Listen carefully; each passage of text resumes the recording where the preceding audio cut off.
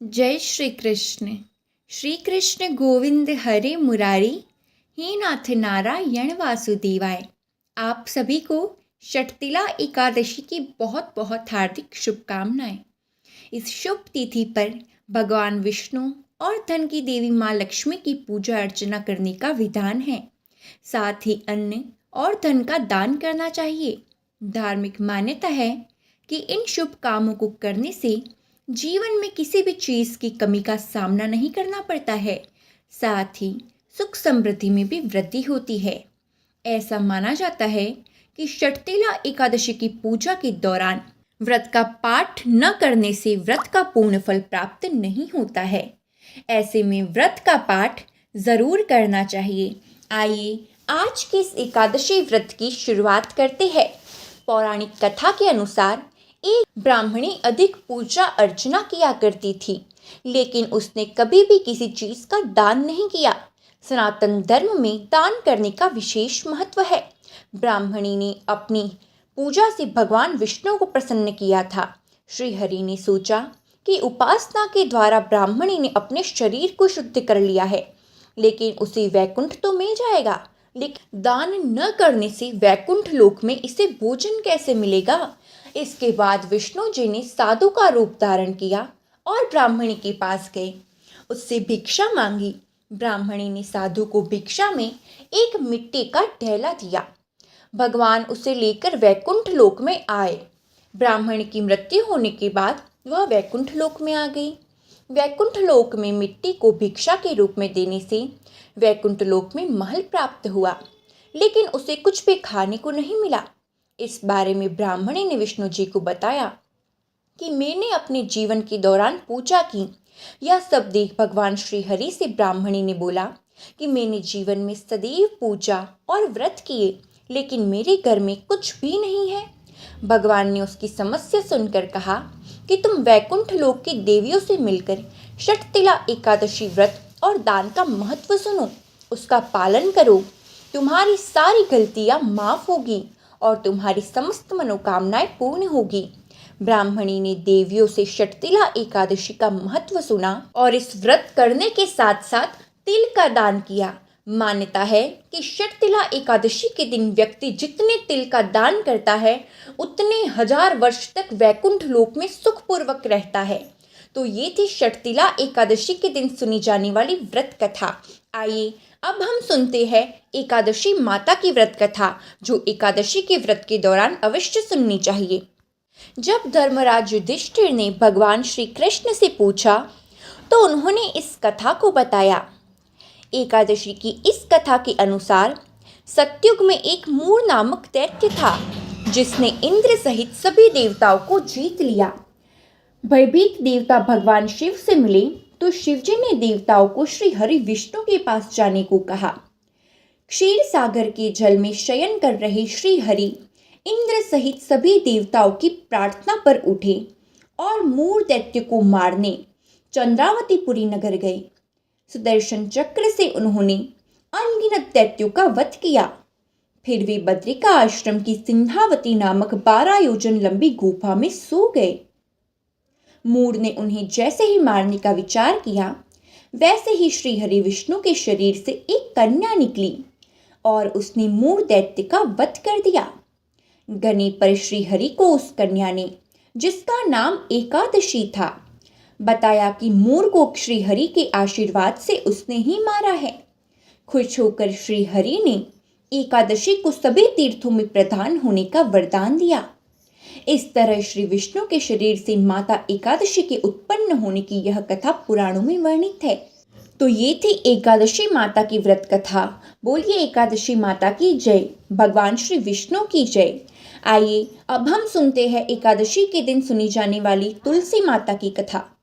एक पौराणिक कथा के अनुसार भगवान शिव ने एक बार अपने तेज को समुद्र में फेंक दिया था, जिससे महातेजस्वी बालक का जन्म हुआ। इस बालक का नाम जालंधर था। जालंधर आगे चलकर एक पराक्रमी दैत्य राजा बना। जालंधर बहुत ही राक्षस प्रवृत्ति का था। जालंधर का विवाह दैत्यराज कालनेमी की कन्या वृंदा से हुआ। एक बार जालंधर ने माता लक्ष्मी को प्राप्त करने की इच्छा से युद्ध किया, लेकिन समुद्र से उत्पन्न होने के कारण माता लक्ष्मी ने जालंधर को अपने भाई के रूप में स्वीकार किया। जालंधर जब पराजित हो गया तो वहां देवी पार्वती को पाने की लालसा से कैलाश पर्वत पर पहुंच गया। इसके बाद जालंधर भगवान शिव का रूप धारण कर माता पार्वती के पास पहुंचा, लेकिन माता पार्वती ने अपने योग बल से उसे तुरंत ही पहचान लिया और माता पार्वती वहां से तुरंत ही अंतर ध्यान हो गई। वहां जालंधर भगवान शिव के साथ युद्ध करने लगा। देवी पार्वती ने सारा वृतांत विष्णु भगवान को सुनाया। जालंधर की पत्नी वृंदा अत्यंत पतिव्रता स्त्री थी। उसी के पतिव्रत धर्म की शक्ति से जालंधर न तो मारा जाता था और ना ही पराजित होता था। इसलिए जालंधर का नाश करने के लिए वृंदा के पतिव्रत धर्म को भंग करना बहुत आवश्यक था। इसके बाद भगवान विष्णु एक ऋषि का रूप धारण करके वन में पहुंचे, जहां वृंदा भ्रमण कर रही थी। भगवान विष्णु के साथ 2 राक्षस भी वहां पहुंचे, जिन्हें देखकर वृंदा बहुत भयभीत हो गई। फिर भगवान विष्णु जो ऋषि के रूप में थे, उन्होंने वृंदा के सामने पल में दोनों को भस्म कर दिया। इसके बाद ऋषि से वृंदा ने कैलाश पर्वत पर महादेव के साथ युद्ध कर रहे अपने पति जालंधर के बारे में पूछा। ऋषि ने अपनी माया जाल से 2 वानर प्रकट किए। एक वानर के हाथ में जालंधर का सिर था तथा दूसरे के हाथ में धड़। अपने पति की यह दशा देखकर वृंदा मूर्छित होकर गिर पड़ी। जब वृंदा को होश आया तो उसने अपने पति को जीवित करने की विनती की। इसके बाद भगवान ने अपनी माया से जालंधर का सर धड़ से जोड़ दिया, लेकिन स्वयं भी वह इसी शरीर में प्रवेश कर गए। वृंदा इसके बारे में नहीं जानती थी कि उसके पति के शरीर में कोई और प्रवेश कर गया है। जालंधर बने भगवान के साथ वृंदा पतिव्रता का व्यवहार करने लगी, जिससे उसका सतीत्व भंग हो गया। ऐसा होते ही उधर कैलाश पर्वत पर वृंदा का पति जालंधर युद्ध में हार गया। जब वृंदा को पता चला तो उसने क्रोध में आकर भगवान विष्णु को हृदयहीन शीला होने का श्राप दे दिया। अपने भक्त के श्राप को भगवान विष्णु ने स्वीकार किया और वह शालिग्राम पत्थर बन गए। सृष्टि के पालनकर्ता के पत्थर बन जाने से ब्रह्मांड में असंतुलन की स्थिति उत्पन्न हो गई। यह देखकर सभी देवी देवताओं ने वृंदा से प्रार्थना की कि वह भगवान विष्णु को श्राप मुक्त कर दे। वृंदा ने भगवान विष्णु को श्राप से मुक्त तो कर दिया, लेकिन स्वयं आत्मदाह कर लिया।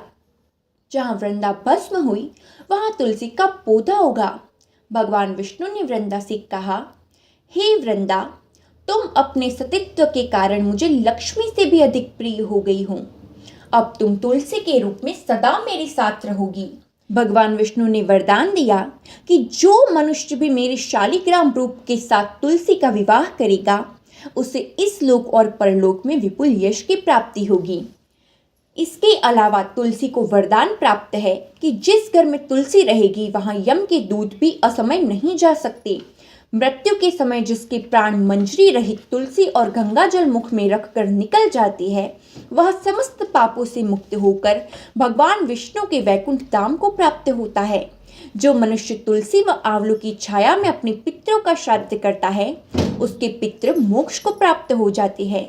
तो ये थी एकादशी के दिन सुनी जाने वाली तुलसी माता की कथा। प्रेम से बोलिए तुलसी माता की जय, भगवान विष्णु की जय, श्री हरि की जय, लक्ष्मी नारायण देव की जय। आइए अब हम एकादशी माता की आरती करते हैं।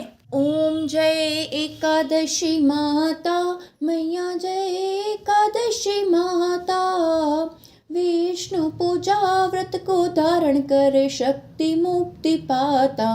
ओम जय एकादशी माता, तेरे नाम गिनाऊं देवी, भक्ति प्रदान करनी, गण गौरव की देनी माता, शास्त्रों में वरनी। ओम जय एकादशी माता, मार्गशीर्ष के कृष्ण पक्ष की उत्पन्ना विश्वतारिणी जन्मी, शुक्ल पक्ष में हुई मोक्षदा मुक्तिदाता बनाई। ओम जय एकादशी माता, पोष के कृष्ण पक्ष की सफला नामक है, शुक्ल पक्ष में हुए पुत्रदा आनंद अधिक रहे। ओम जय एकादशी माता, नाम षटतिला माघ मास में कृष्ण पक्ष आवे, शुक्ल पक्ष में जया कहावे विजय सदा पावे। ओम जय एकादशी माता, विजया फागुन कृष्ण पक्ष में शुक्ला आमल की, पाप मोचनी कृष्ण पक्ष में चैत्र महाबली की। ओम जय एकादशी माता, चैत्र शुक्ल में नाम कामदा धन देने वाली, नाम बरूथनी कृष्ण पक्ष में बैसाख माहवाली। ओम जय एकादशी माता, शुक्ल पक्ष में होए मोहिनी अपरा ज्येष्ठ कृष्ण पक्षी, नाम निर्जला सब सुख करनी शुक्ल पक्ष रखी। ओम जय एकादशी माता, योगिनी नाम आषाढ़ में जानो कृष्ण पक्ष करनी, देवशयनी नाम कहायो शुक्ल पक्ष धरनी। ओम जय एकादशी माता, कामिका श्रावण मास में आवे कृष्ण पक्ष कहिए, श्रावण शुक्ल होय पवित्र आनंद से रहिए। ओम जय एकादशी माता, अजा भाद्रपद कृष्ण पक्ष की परिवर्तिनी शुक्ला, इंद्र आश्विनी कृष्ण पक्ष में व्रत से भवसागर निकला। ओम जय एकादशी माता, पापांकुशा है शुक्ल पक्ष में आप हरनिहारी, रमा मास कार्तिक में आवे सुखदायक भारी। ओम जय एकादशी माता, देवोत्थानी शुक्ल पक्ष की दुख नाशक मैया, पावन मास में करो विनती पार करो नैया। ओम जय एकादशी माता, परमा कृष्ण पक्ष में होती जन मंगल करनी, शुक्ल मास में होए पद्मिनी दुख दारिद्र्य हरणी। ओम जय एकादशी माता, जो कोई आरती एकादशी की भक्ति सहित गावे, जन गुर दिता स्वर्ग का वासा निश्चय वह पावे। ओम जय एकादशी माता, ओम जय एकादशी माता, कर्पूर गौरम करुणावतारम संसार सारम भुजगेन्द्रहारम, सदा वसंतं हृदयारविंदे भवं भवानी सहितं नमामि। मंगलम भगवान विष्णु मंगलम गरुड़ध्वज मंगलम पुंडली विकाक्षो मंगलाय तनुहरि, सर्वमंगल मांगल्ये शिवे सर्वार्थ साधिके, शरण्ये त्र्यंबके गौरी नारायणी नमोस्तुते, नारायणी नमोस्तुते। बोलिए भगवान विष्णु की जय, माता लक्ष्मी की जय।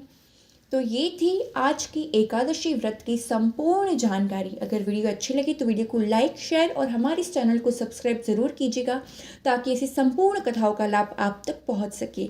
मिलते हैं अगले वीडियो में। जय श्री कृष्ण, राधे राधे।